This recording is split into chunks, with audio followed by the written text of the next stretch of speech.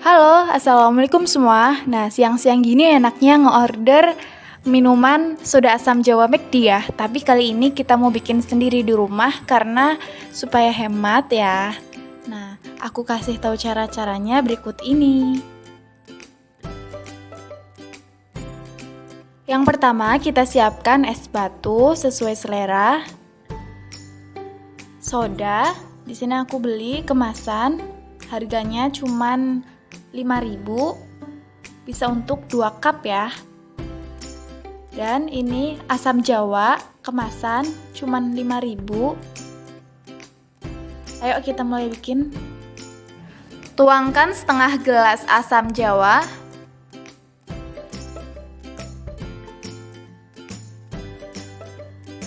Nah, ini masih sisa setengah ya di botol.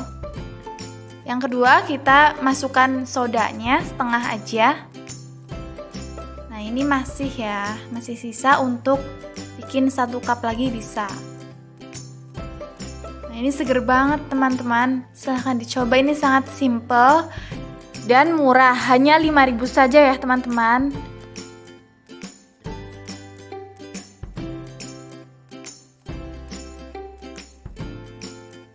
Oh iya, jangan lupa subscribe channel ini, like dan komennya ya.